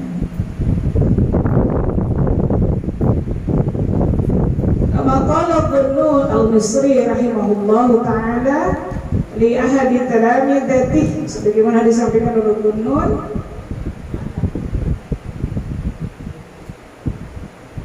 al-Misri rahimahullahu taala li ahadi talamidatihi in qadarta ala badlir ruh fata'al. Ya, kalau engkau siap menempuh jalan suluk ini, siap untuk mengorbankan ruh, mengorbankan jiwa raga, maka ayo masuk ke jalan ini, gitu. Ke jalan ke suluk ini, ke jalan tasawuf. Harus mau mengorbankan segala macam keinginan duniawi, keinginan syahwat. Ya, wa illa, tapi kalau engkau tidak sanggup untuk berkorban, pada tashtagil, maka janganlah engkau sibukkan diri biturahat sufiyah, untuk meniru-niru apa yang dilakukan oleh para sufi. Jadi artinya di sini konsekuensi menempuh jalan suluk itu, menempuh jalan sufiyah itu adalah harus siap mengorbankan segala kepentingan hawa nafsu, kepentingan syaitaniyah, kepentingan duniawi demi untuk mengejar satu hal, yaitu ridha dan pandangannya Allah Subhanahu wa ta'ala. Ya. Baik, nanti berikutnya Kita akan masuk pada nasihat ke-23 dan ini adalah nasihat yang terakhir, Ibu. Nasihat yang terakhir yaitu 8 hal. 8 nasihat yang nanti disampaikan oleh Imam Al-Ghazali. 8 hal itu 4 hal hendaknya dilakukan, kemudian 4 hal hendaknya ditinggalkan. Sampai sini ada yang mau ditanyakan, Bu? Silakan. Boleh ya bertanya ya? Boleh bertanya, Ibu. Ya, kalau ada yang mau ditanyakan, saya persilahkan.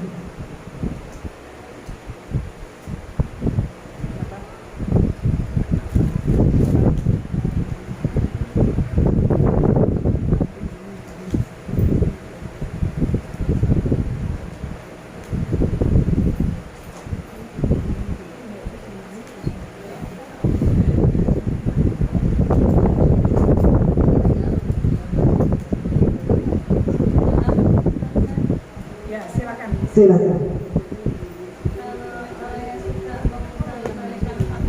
Iya, memutarbalikkan fakta. Iya. Iya.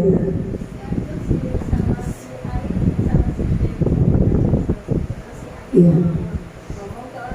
Iya. Oh iya iya. Iya.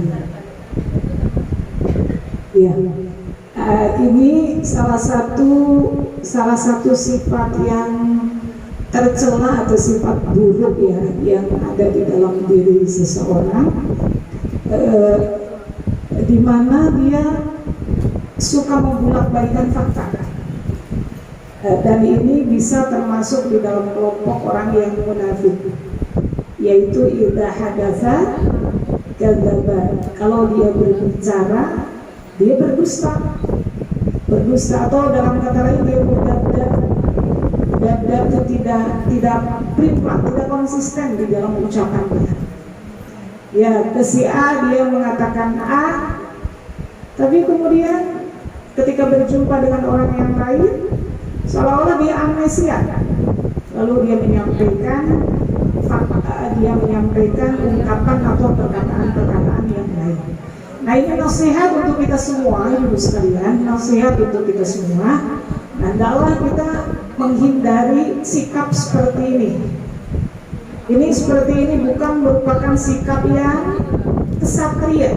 Dan ini kita dapati di lingkungan kita, di sekitar kita. Seringkali kita dapati, atau mungkin kadang-kadang diri kita nih sewaktu-waktu, karena untuk menyembunyikan sesuatu misalnya gitu ya, untuk menyembunyikan sesuatu misalnya, lalu kemudian kita tidak konsisten di dalam ucapan, dan ini namanya dusta.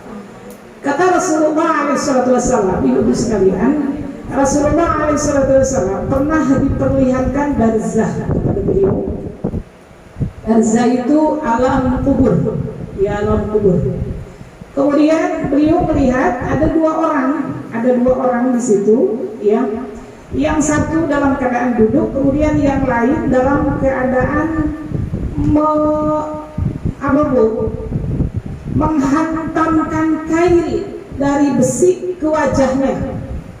Ya, jadi kail dari besi dihantamkan ke wajahnya dari mulut, kemudian terus ditarik sampai merobek ke bagian belakang kepalanya. Itu Rasulullah melihat kejadian itu di barzah, ditarik. Lalu kemudian berikutnya, maka dia menangis, dia menjerit kesakitan di pipi daerah sebelah kanannya. Lalu kemudian orang tersebut berpindah untuk menancapkan kail dari besi tersebut ke sebelah kirinya. Dan dia melakukan hal yang sama, ditarik dari mulut sampai ke belakang. Dan tatkala hal tersebut dilakukan di sebelah kiri, ini keadaan pipi yang sebelah kanan sudah utuh lagi. Lalu kemudian dia balik lagi ke kanan, terus dilakukan seperti itu ila yaumil qiyamah, sampai pada hari kiamat. Ketika Rasulullah bertanya kepada malaikat Jibril alaihissalam, siapakah orang itu? Kata Jibril alaihissalam, itulah para pendusta. Para pendusta, orang yang suka berdusta. Memang jujur itu pahit ya. Ibu-ibu sekalian, jujur memang pahit di awal, tapi akan berbuah manis di kemudian, gitu ya. Nah, jadi seandainya kita mendapati gitu ya, mendapati satu atau lain hal yang membuat yang membuat kita terdesak gitu ya, yang membuat kita defense, maka jangan sampai hal tersebut menjadikan kita berdusta. Sebab dusta itu bukan dosa kecil.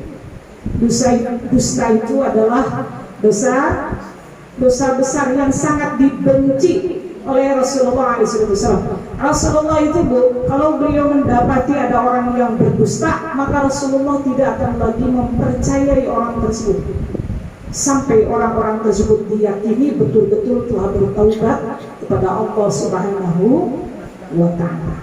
Ya, dan sering kadang-kadang kita hari ini kok bilangnya begini, tapi nanti besok bilangnya lain lagi, gitu ya. Nah, ini adalah sifat-sifat tercela yang harus dihindari, terutama oleh kita kaum perempuan. Ya, Rasulullah SAW memiliki sifat fatanah. Fatanah itu artinya Rasul yang memiliki kecerdasan. Ya, Rasul itu semuanya cerdas. Di antara sifat para nabi dan para rasul adalah memiliki sifat fatanah, tidak mungkin jahil, tidak mungkin bodoh. Di antaranya sekalian, diriwayatkan bagaimana kecerdasan Rasulullah SAW tanpa harus berdusta ya, tanpa harus berbohong. Satu saat lewat seorang budak di hadapan Rasulullah SAW, kemudian budak tersebut bersembunyi. Kemudian datang tuannya bawa senjata tajam, bermaksud untuk tadi menghukum budak tersebut. Maka kemudian bertanya orang tersebut kepada Rasulullah SAW, kamu melihat budak saya enggak? Rasulullah gimana bu? Kalau misalnya dibilangin budak ketahuan bisa dibunuh sama tuannya. Maka Rasulullah kemudian pindah tempat. Rasulullah mundur beberapa langkah, lalu Rasulullah bilang, di tempat saya sekarang saya tidak melihat orang itu. Rasul bohong kan? Rasul bohong kan bu? Nggak bohong. Rasul lihat orang itu di 2 langkah di depan. Rasulullah mundur, di tempat saya berdiri sekarang saya tidak melihat orang itu. Maka Rasul tidak berbohong dan budak itu selamat. Gitu. Jadi kadang-kadang bu, kalaupun memang kepepet kita mesti bohong, ya jangan bohong, tapi pinter-pinter aja, cari kalimat, cari kata-kata yang yang itu bukan dusta. Memang faktanya seperti itu, gitu ya. Kira-kira begitu. Baik, ada lagi yang ditanyakan?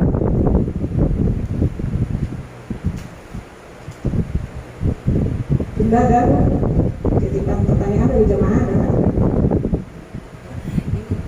Sekarang sudah masuk ke Safar. Ya, biasanya nanti kan banyak viralkan turun. Nanti ada bongkasan. Nah ini bapak sekalian terkait Safar ini belum sampai ilmunya kepada saya ya. Maksudnya adalah mungkin ada amalan-amalan yang dilakukan oleh itu, cuman amalan tersebut selama saya belajar belum pernah mengamalkan, gitu ya, belum pernah mengamalkan karena mungkin guru-guru kami mengajarkan kalaupun memang ada riwayat-riwayatnya banyak riwayat yang maudhu, gitu ya. Maudhu itu artinya riwayatnya bukan berasal dari Rasul, tapi orang kemudian menisbatkan amalan itu kepada Rasul. Gitu ya. Jadi ya Allah alam, ibu sekalian, mungkin nanti ibu bisa mendapatkan pencerahan dari guru yang lain yang mengamalkan. Kalau saya pribadi belum mengamalkan, karena guru-guru kami melihat barangkali hujahnya gitu ya, dari amalan-amalan ini mungkin belum ditemukan yang kuat gitu ya, yang kuat bahwa ini benar dan harus ya. Jadi ibu-ibu mau berdoa, silahkan berdoa ibu ya. Kalau berdoa mah Allah Subhanahu wa Ta'ala perintahkan, Rasulullah SAW perintahkan. Jadi ibu berdoa minta kepada Allah supaya terhindar dari wabah, dari bala, dari bencana, dari keburukan. Nah, ini adalah satu amalan yang jangankan setahun sekali di bulan Safar, bahkan setiap hari. Merupakan amalan kita setiap hari yang kita mintakan kepada Allah untuk bisa terhindar dari segala bala, bencana, wabah dan musibah. Ya, memang ada keterangan seperti menulis sesuatu lalu kemudian dicelupkan ke air gitu ya. Itu bukan, Bu. Nah, seperti itu mungkin ibu bisa mendapatkan keterangan dari para asatidzah yang mengatakan. Itu kira-kira ya, Bu ya. Kalau saya pribadi belum ya. Daging ibu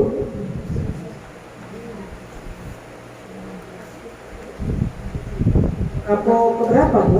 Rapor terakhir dan itu bentar lagi ya, bentar lagi kan ini udah pertengahan ya.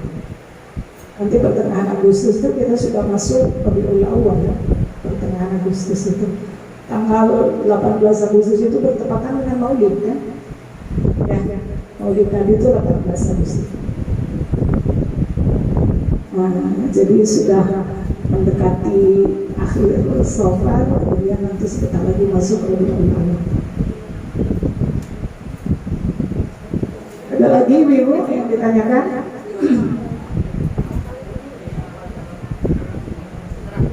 Iya, bisa. Ketika kita punya dosa atau masalah dengan seseorang sudah meninggal, gimana cara kita tahu? Oh iya, ya. Kita punya persoalan dengan seseorang, tapi orangnya sudah meninggal. Ya, kalau misalnya persoalannya terkait harta, misal kita punya hutang kepada orang itu, jika memang diketahui keberadaannya, contohnya jika kita mengetahui keberadaan orang tersebut, maka tentu hutangnya kita bayarkan kepada ahli warisnya. Ya, kita bayarkan kepada ahli warisnya jika itu terkait hutang yang diketahui orangnya. Tapi jika hutang tersebut kepada orang yang tidak diketahui orangnya, tidak diketahui tempatnya, maka yang harus kita lakukan, satu, coba cari tahu dulu.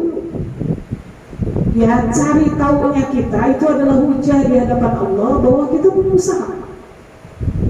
usaha untuk mengembalikan haknya.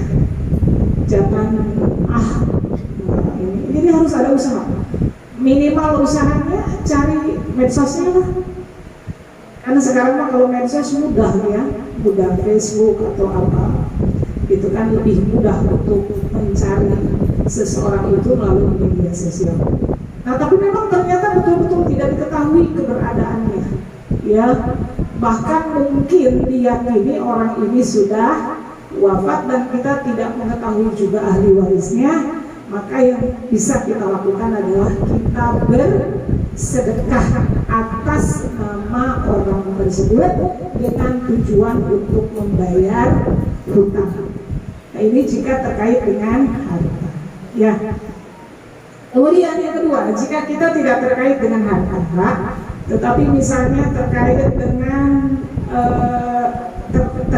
dengan hal-hal lain yang sifatnya kehormatan seseorang, gitu ya. Misalnya kita pernah berantem, ya, kita pernah ada masalah dengan orang tersebut, atau kemudian kita meyakini bahwa kita telah berbuat zalim misalnya kepada orang itu, lalu kemudian ternyata orangnya meninggal dan kita belum sempat meminta maaf kepada orang itu.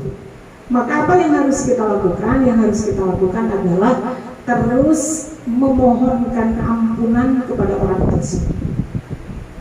Maksudnya terus memohonkan ampunan kepada Allah untuk orang tersebut, gitu ya. Terus memohonkan ampunan kepada Allah untuk orang tersebut. Allahumma billahu warhamhu wa'afihi wa'fu anhu. Ya Allah, ampunilah si fulan ini adalah hamba-Mu, gitu ya. Dia punya dosa, punya kesalahan. Ya Allah, ampunilah segala dosa-dosanya. Itu doakan terus, dimohonkan ampunan kepada Allah Subhanahu wa Ta'ala. Nah, maka insya Allah para ulama mengatakan dengan cara-cara seperti ini, maka kelak tatkala dihadirkan persidangan di hadapan Allah, Allah akan menjadikan orang itu memaafkan kita.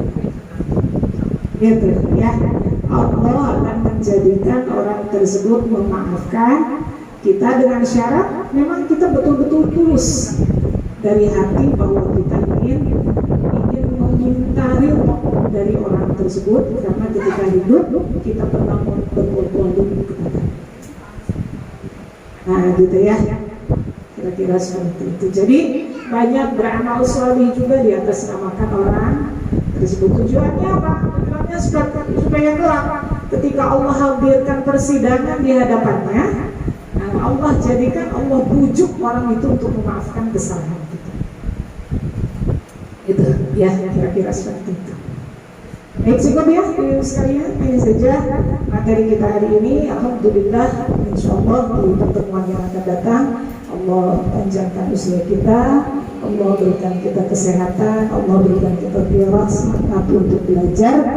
Allah pertemukan kembali kita di tempat ini dengan baik.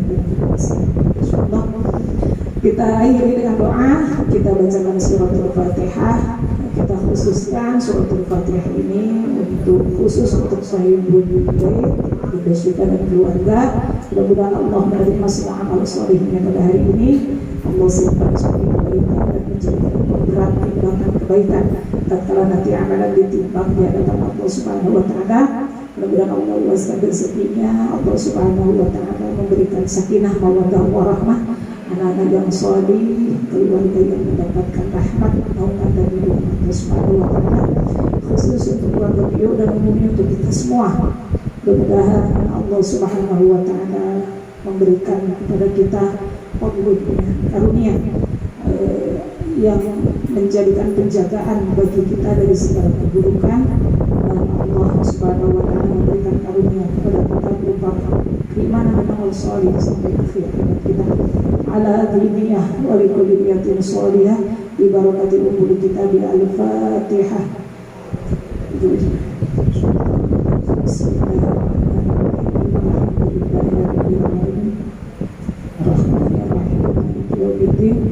Iyyaka na'budu wa iyyaka nasta'in ihdinas siratal mustaqim siratal ladzina an'amta 'alaihim ghairil maghdubi 'alaihim waladdallin. Alhamdulillahirabbil alamin hamdan syakirin hamdan na'imin hamdan yuwafi ni'amahu wa yukafiru mazidah. Ya Rabbana lakal hamdu wa lakal syukru kama yubaddilu jalali wajhikal karim wa ya'zimi sultanik. Allahumma salli ala sayyidina Muhammadin wa ala alihi wa sahbihi wasallam.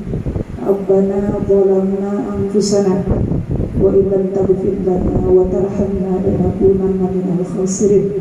Rabbana hab lana min azwajina wa dhurriyyatina qurrata a'yun waj'alna lil muttaqina Rabbi hab li min as-salihin. Rabbi hab li min as-salihin. Rabbi habli min as-salihin. Rabbi habli min ladunka dhurriyyatan thayyibah innaka sami'ud du'a. Rabbi ij'al awladana min ahlil ilmi wa ahlil khair wa la taj'al awladana min ahli syarri wa ghair. Rabbana taqabbal minna innaka antas sami'ul 'alim wa tub 'alaina innaka antat tawwabur rahim. Rabbana atina fid dunya hasanah wa fil akhirati hasanah وقنا عذاب النار سبحان ربك رب العزة عما يصفون والسلام على المرسلين والحمد لله رب العالمين. Alhamdulillah, siang ini ada Bunda Khadijah. Beliau adalah putri pertama dari Habib Umar Nur di At-Taqwa. Ibu-ibu, mudah-mudahan Allah lapangkan waktunya bisa hadir ya, datang ke tempat itu membawa hajat.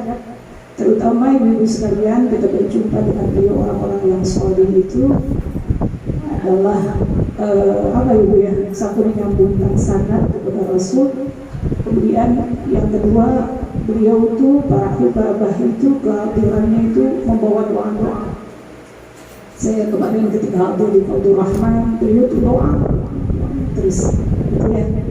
Mudah-mudahan Rasulullah doa-doa dari beliau orang-orang soleh, ya Allah memberikan kebaikan kepada kita semua dalam urusan dunia kita, dalam urusan agama kita, terutama dalam urusan akhirat kita. Ya ibu-ibu, kita dilapangkan waktu kesempatan untuk hadir. Ya kita berjumpa dengan beliau. Kita tutup kajian ini dengan istighfar kafaratul majelis bersama-sama. Astaghfirullahaladzim, astaghfirullahaladzim, astaghfirullahaladzim. Subhanakallahumma wa bihamdika asyhadu an la ilaha illa anta astaghfiruka wa atubu ilaik. Wa'afu minkum. Wassalamualaikum warahmatullahi wabarakatuh.